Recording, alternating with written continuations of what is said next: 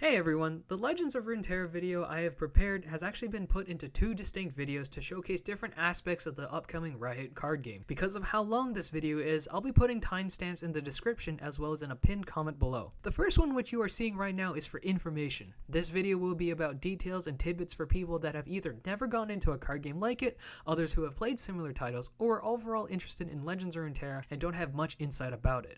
I'm not a definitive source, but I love diving deep into the things I have a lot of heart for, and this is also tying myself over because I'm impatiently waiting for the 24th when the open beta releases. Oh, it's so close yet so far away. Oh, please just give it to me! First off is the information for those that have never played a game like Legends of Runeterra. I'll start off simplified, but as we go further into the video, I'll be gradually speaking more technical. From playing the preview patch for Legends of Runeterra, I would simply describe it as a 1 versus 1 card game where your objective is to overpower your opponent through the means of strategy and cunning, presented with video game wit. What do I mean by this? Well, think of a lot of tabletop games where it pins a player versus player scenario. It usually has the players duel out for a sole winner through several different means. For example, this could be having the biggest numbers by the end, like in the game of life. The winner is determined by comparison of those who has the most money or value at the end. Or it could be about domination, like Risk, which has players attempt to wipe each other off the board till there's one true ruler. In Legends of Runeterra, you are going to be doing a mix of both of these ideas. Your aim is to dominate over your opponent by maintaining a superior presence in power while also preventing the presence of your opponent. This is done through two main sources: cards, which are your assets to make and hold your presence, and then your health, represented by this crystal. The reason I use the board games for my example is to hopefully relate the ideas that Legends of Runeterra has to them. Your value in this game is surrounded by the idea of your health, similar to the monetary value you have in the game of life. You'll gain growths that raise your value, or you'll incur losses when you get expensed. This crystal is the value that you are trying to protect. If you lose your crystal before your opponent, you lose. To accomplish defensive measures for your value, you'll need to use the many different cards within the game, and not just defending it, but also dominating over your opponent's value. These cards will vary and have limitations. You can't just play a card and then be done with it. Legends of Runeterra has cards that try to help you to win, but it will come down to how well you utilize these cards to reach your victory. In short, play a card game about metaphorically smacking your opponent's face that will make them cry and leave you alone. Hopefully. Alright, so that is the game summarized for those that don't know anything about it. What about for those with thoughts about Legends of Runeterra and have already played similar games like Magic the Gathering, Hearthstone, or Shadowverse? Well, there are three main points I'd like to identify. How much money does it take to actually get into the game? Where does the gameplay differ by comparison? And lastly, what transitional issues might I feel going from one to the other? Riot's videos have stated that the people behind the game were really into similar card games like the ones I mentioned. They expressed the same grievances and qualms other communities have had with their games, and it was these things that they want to change up when entering the competitive card game scene. One of the biggest things that a lot of these games had was memes about the best card being your credit card, or that you had to sell an arm and a leg just to get your now sold foot into the door. Simply put, it took too much money from players. I can thankfully confirm that through my experience of the game, your wallets are safe. Riot has implemented multiple reward systems that are not only worth casual playtime, but even let you decide what to do with your assets without feeling cheated. This is a blessing regardless if you want to be competitive or not. And as a side note, Riot even limited how much you can spend at a time. They don't want players to impulsively overspend. Thanks, Riot. A quick explanation before I reach my point is knowing your typical reward system. Basically, the game gave you loot of either in-game currency or straight up cards for collection, and this is simply gained by playing out games, accomplishing missions and achievements, or by logging in. Typical stuff for us familiar with that. When I got into the preview patch, I both downloaded it and joined it late. I was watching videos about it and still hung up on whether or not I wanted to keep playing Hearthstone instead. I delayed my decision for so long, I only started playing Legends of Runeterra with only less of a week of it being available. Now, granted, I did spend several hours each day with the times that I had left before it went down, but even then, I'm pretty sure I invested way less time than those people who are deeply invested in card games. Despite this smaller time frame, I found I not only tested the cards I wanted to try out, but I also owned the cards I felt good about. This is thanks to the wildcard mechanic that they have in their reward system. Wildcards are gained quite often, mainly by the reward system. Wildcards are a resource card that can be turned in for any card you want, with the only requirement being the wildcard's rarity. If I want a specific green card that I don't own, I will turn in a green wildcard that I have stock of. Voila! I now own the green card that I wanted. That's it. What's also really cool is that if you ever get an excess duplicate of a card you already own, that rewarded duplicate turns into a wild card. Excess meaning that you own more than you could possibly use. The only big investment I see Legends of Runeterra has is its cosmetics. If you love to collect aesthetically pleasing works and want to represent yourself in different ways, then you'll probably have to pay for that look, and then pay more so down the road if you want to change it up. Me personally, not a big deal. This confirmed for me that Hearthstone can suck it. Hearthstone, or Magic the Gathering, was nefariously known for having their communities empty their pockets just so that they can play the game at certain levels. Personally, with Hearthstone, I would say they nickel and dimed their players. The value of duplicate cards was only worth a quarter of what you had to pay with in-game currency. It also completely randomized what you could get out of its loot. Add on top of it, rewards were not worth the time to play the game. In Legends of Runeterra, I found the cards I wanted to use, I created the decks I wanted to play, and when I had formulated several different completed decks, I found I could still make several more. Do you know how happy this made me feel? How much more inviting and motivational it feels to play the game? The sheer joy I had felt that was once abused by Hearthstone. I know I'm crapping on Hearthstone really hard, but that's because I loved Hearthstone, but got fed up with how I felt it treated me and its players. Now, what about gameplay? I find the biggest difference for gameplay is going to be the pacing. This is in regard to how players will interact well against each other. Off the start of the game, there's always been the conundrum of how to properly balance the first turns of the game, dating all the way to the conception of chess where white always moves first. Legends of Runeterra has a lot of its balance based around reaction, solidified by the pace of the game. The keyword is reaction. Whenever a player confirms to play a card on their turn, the opponent gets to react to their play with a card of their own if they so choose. This example can be easily shown most common on the first turn. Player 1 plays their first card on the board. Once confirmed, player 1 is paused to see if player 2 reacts to this. After player 2 confirms whatever they choose to do in reaction, player 1 continues their turn by either playing another card, which will repeat the reactionary cycle, or by choosing to attack if possible. Player 1's attacks gets paused to see if player 2 will react to it just like the reactionary cycle before, and confirm whatever they choose to do in reaction. Once player 1 feels that they have done all the plays they wanted to do, the turn is given to player 2 to do the same. This pacing is weird for almost everything turn-based except for maybe Magic the Gathering. Usually in turn-based games, players smack each other one by one at a time. You have to think and play off of your opponent's presence once they're done their turn, and overall thinking about factors is less. However, Legends of Runeterra treats the turns like both players are both teachers in deep debate discussion. One teacher is trying to show off how their curriculum is better, but mid-sentence they get interrupted by the second teacher who disagrees by saying theirs is better. Now, this first teacher goes through detailed lengths to show that they're better regardless of what that second teacher said. The second teacher then pulls out a PowerPoint presentation in retaliation. This second teacher has actually secretly prepared the PowerPoint because they knew that the first teacher was going to be an absolute asshole about it. While surprised, the first teacher fails to keep their cool and calls for the head of the institution to back them up because they know they're favored and biased towards them. However, the second teacher refuses to back down and brings up the fact that when it comes to the test that every single student had to take, the students under the second teacher's tutorship resulted in higher test scores than the first teacher. Now the first teacher panics and loses favor in the eyes of the head so that when it hit the surrender button, the second teacher wins. I can't believe I did that. Oh, what am I doing? And side note, deck strategies might be affected too. The most obvious to me being tempo decks. So with this change of pace, thanks to the importance of reaction, the difficulty of the gameplay will definitely feel strange for your first few games, but after giving it enough time, the pacing will feel natural and then it's up to you how well you want to pay attention to the finer details. I say it will feel natural because every single turn will have a play to react off of.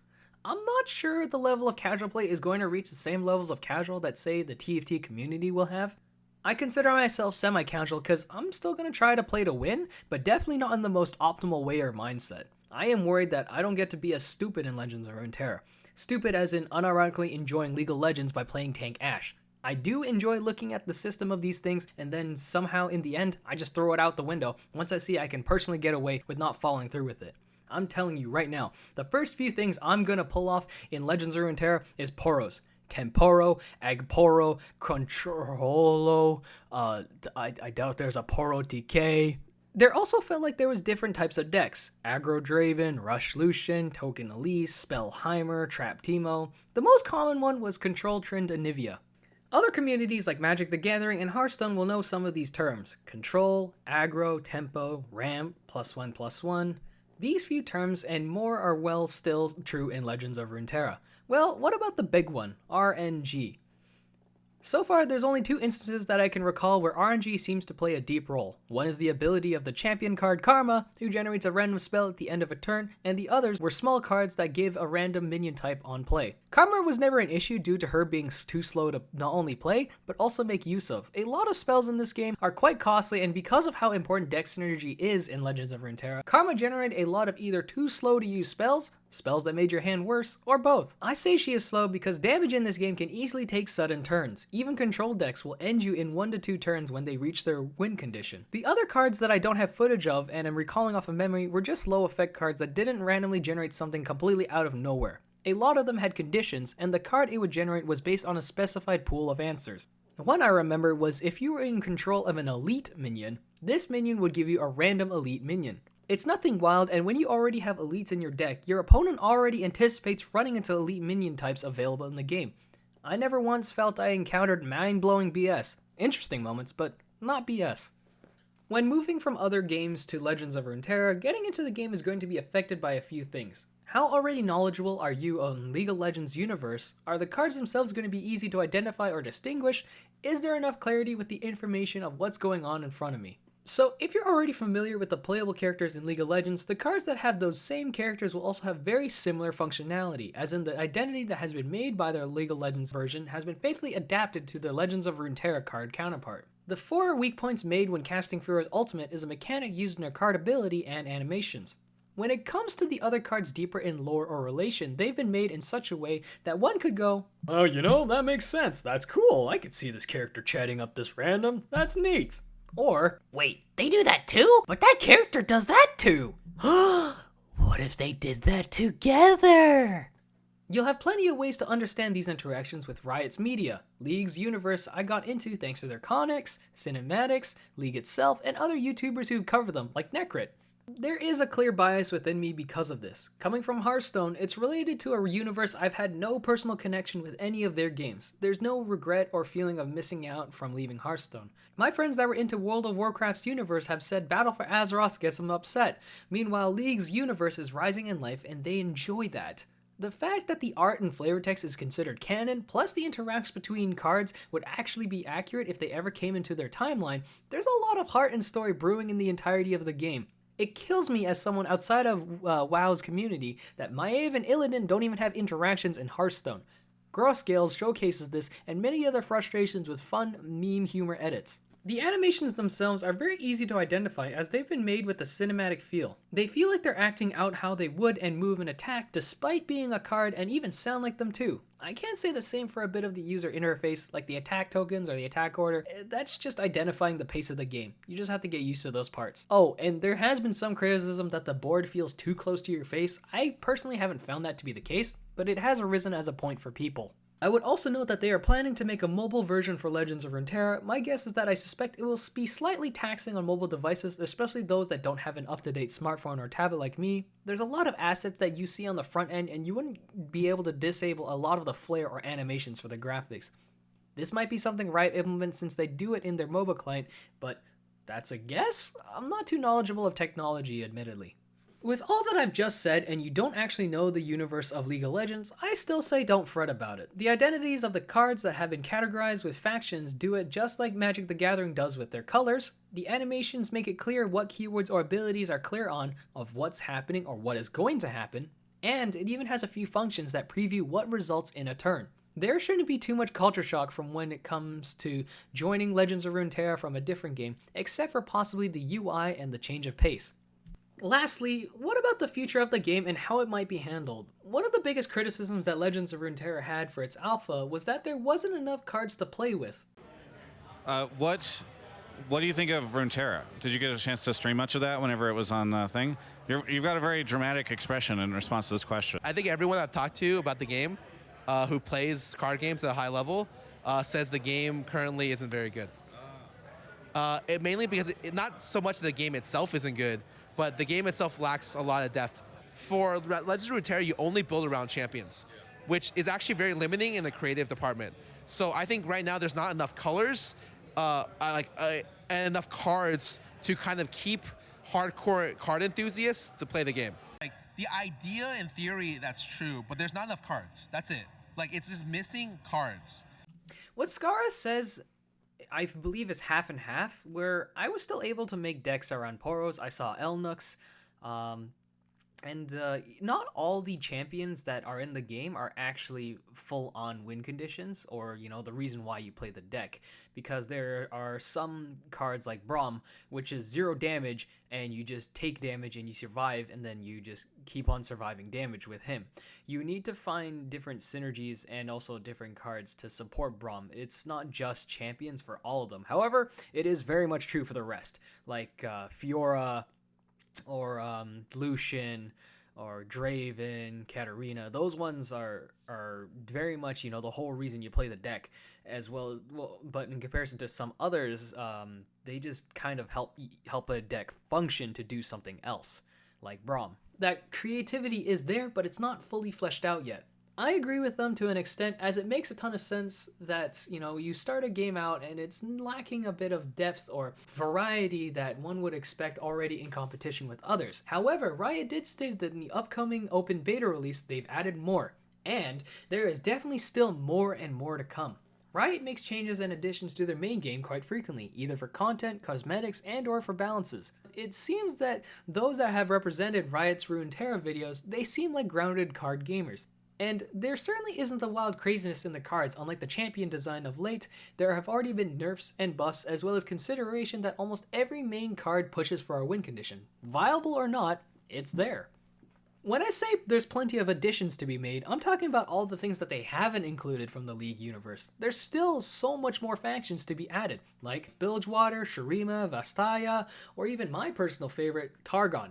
I may be impatiently excited for the game to come out, but I am going to fanboy my heart out once Pantheon, Leona, and Diana make it to the game. You don't know how much I want this. I play these 3 characters in League the most. I have bought and received art based on them. I am willing to stab myself every time I put this metal keychain of Leona's sword in my pocket. Leona is just so strong and thick. And did you know Iron Stylus based Leona off his wife? Oh my goodness, how wholesome and loving that is! To express such beauty into your work, I hope those two live well with many beautiful Targonian babies! Yeah! Iron Stylus and Mrs. Stylus, get that bread! Woo! Woo! A summoner has disconnected. Sorry, I don't know what came over me. I don't know, maybe joy of the Lord in my spirit, having a hobby in video games just feels so good or something. Wait, hold on. What was this video about again? I do anticipate a lot for Legends of Runeterra. I think it's worth getting into. The longevity of the game looks bright, it's presented very well without being confusing, and it feels rewarding to play. So, in short, I really hope that you would come and join the open beta. It's a universe that is a lot of fun, very huge, very vast, but also you're going to find some cool bits here and there where you get to show off yourself and also show off even just some of your strength or thinking and cunning when it comes to even the game, because when you're going to be pulling off with your favorite champions and also some of the plays that you can do in this game, it's actually really fun, and also just you feel smart, you feel big brain, and I've had some moments where I feel absolute largest brain or peanut size, just why did I do that? I'm still remembering those moments, and there's going to be a lot of those moments for me. But yeah, that's Legends of Runeterra. I'm really excited. Hey, you've made it to the end. This is the first time I've made and presented myself in such a way. It was a lot of fun, and I really hope it was enjoyable to watch. I try to make by with my limitations, both with videos or streaming on Twitch, because I just find these things way too fun, even when I have garbage equipment. I haven't promoted myself because I haven't built the confidence yet as a content creator, but maybe this will be the push to try harder. So if you did enjoy it or got criticisms for me and the video, let me know. I want to be better at this, and you'll greatly help by your feedback. And that's all. You're all beautiful, and it makes me nervous. See you, Naras.